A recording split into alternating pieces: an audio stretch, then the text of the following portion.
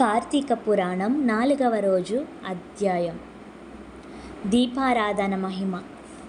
ఈ విధముగా వశిష్ఠుడు కార్తీక మాస వ్రతము యొక్క మహిమల వల్ల బ్రహ్మరాక్షసుల జన్మ నుండి కూడా విముక్తి నొందెదరని చెప్పుచుండగా, జనకుడు మహాతపస్వి తమరు తెలియజేయు ఇతిహాసములు వినిన కొలది తనివి తీరకున్నది. కార్తీక మాసంలో ముఖ్యముగా ఏమి చేయవలెనో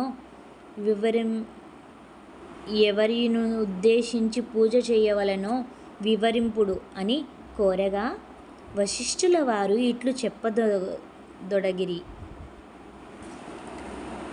జనక, కార్తీక మాసమునందు సర్వకార్యములను చేయవచ్చును. దీపారాధము అందు అతి ముఖ్యముగా. దీని వలన మిగుల ఫలము నొందవచ్చును. శివకేశవుల ప్రీత్యర్థము శివాలయములో గాని విష్ణు ఆలయములో గాని దీపారాధనము చేయవచ్చును.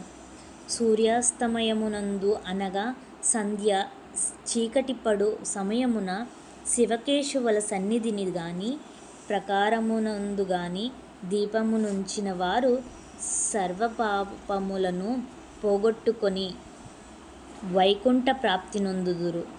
కార్తీక మాసమందు హరిహరాదుల సన్నిధిలో ఆవునేతితో గాని కొబ్బరి నూనెతో గాని అవిసె నూనెతో గాని విప్పె నూనెతో గాని ఏది దొరికినప్పుడు ఆముదముతో గాని దీపము వెలిగించి ఉంచవలెను. దీపారాధన ఏ నూనెతో చేసినను మిగులు పుణ్యాత్ములగును, భక్తిరూపులు గాను భక్తిపరులగును నగుటయేగాక అష్టైశ్వర్యములు కలిగి శివసన్నిధి కేగెదరు. ఇందుగొక కథ గలదు, వినుము. శత్రుజిత్ కథ.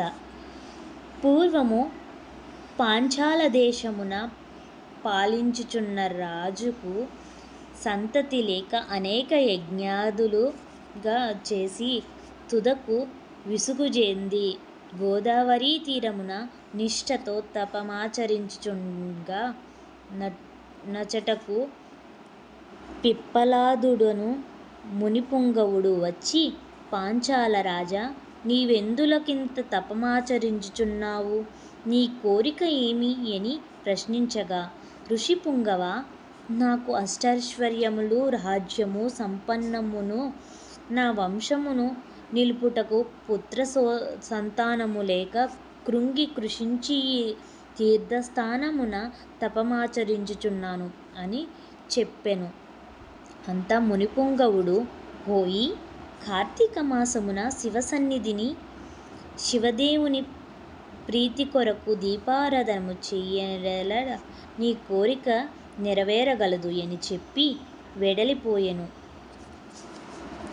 వెంటనే పాంచాల రాజు తన దేశమునకు వెడలి పుత్రప్రాప్తికై అతిభక్తితో శివాలయమున కార్తీక మాసము నెల రోజులు దీపారాధన చేయించి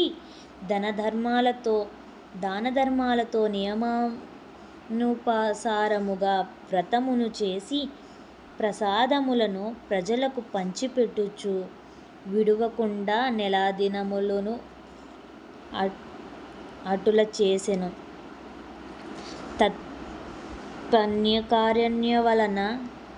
తత్పుణ్యకార్యముల వలన నా రాజుకు భార్య గర్భవతియే.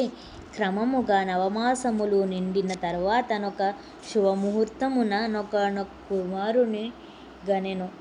రాజకుటుంబీకులు మిగుల సంతోషించి తమ దేశమంతటను పుత్రోత్సాహమును జయించి బ్రాహ్మణులకు దానధర్మాలు చేసి ఆ బాలునకు శత్రుజిత్తు అని నామకరణము చేయించి అమిత గారాభముతో పెంచుచు చుండిరి.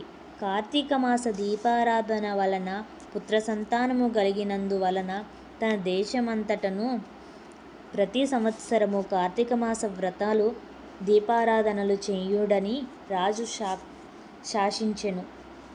రాకుమారుడు శత్రుజిత్తు దినదిన ప్రవర్ధనుడగుచు సకల శాస్త్రములు చదివి ధనుర్విద్య కత్తిసాము మొదలగునవి నేర్చుకొనుచు, కానీ యవ్వనమున రాగానే దుష్టుల సావాసమును చేతను తల్లిదండ్రుల గారాబము చేతను తన కంటికింపుగా స్త్రీలను బలత్కరించుచు, ఎదిరించిన వారిని దండించుచు తన కామవాంఛ తీర్చుకొనుచుండెను. తల్లిదండ్రులు కూడా తమకు లేక లేక కలిగిన కుమారుడని తలిచి చూచి చూడనట్లు విని విననట్లు ఉండిరి. శత్రుజిత్తు ఆ రాజ్యములో తన కార్యములకు అడ్డొచ్చువారలను నరుకుతునునని కత్తి పట్టుకొని ప్రజలకు భయకంపితులను చేయుచుండెను. అటుల తిరుగుచుండగా నొక దినమున నొక బ్రాహ్మణుడు చూచుట తటస్థించెను. ఆమె ఒక ఉత్తమ బ్రాహ్మణుని భార్య, మిగుల రూపవతి. ఆమె అందచందములను వర్ణించుట మన్మథునకైనను శక్యముగాదు. అట్టి స్త్రీ కంటపడగానే రాజకుమారుని మతి మందగించి కొయ్యబొమ్మవలె నిశ్చేష్టుడై కామవికారముతో నామెను సమీపించి తన కామవాంఛ తెలియజేసెను. ఆమె కూడా అతని సౌందర్యానికి ముగ్ధురాలై కులము శీలము సిగ్గు విడిచి అతని చెయ్యి పట్టుకొని తన శయన మందిరానికి తీసుకొనిపోయి భోగముల అనుభవించెను. ఇట్లొకరికొకరు ప్రేమలో పరవశులగుట చేత వారు ప్రతిదినము అర్ధరాత్రివేళ ఒక అజ్ఞాన స్థలములో కలుసుకొనుచు తమ కామవాంఛ తీర్చుకొనుచుండిరి. ఇటుల కొంతకాలము జరిగెను.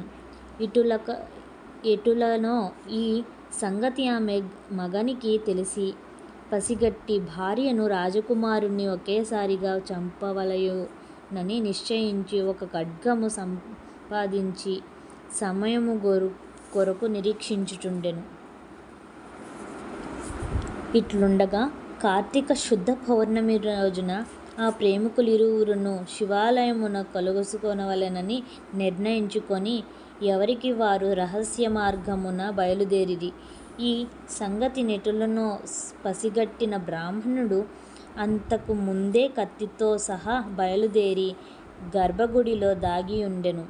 ఆ కాముకులిద్దరును గుడిలో కలుసుకొని గాఢాలింగనమునర్చుకొని సమయమున చీకటిగా ఉన్నదని దీపము నుండిన బాగుండును గదా, ఈ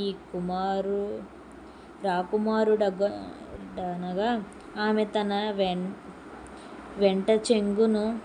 పైట చెంగును చించి అక్కడున్న ఆముదముద్ర ప్రమిదలో ముంచి దీపం వెలిగించెను.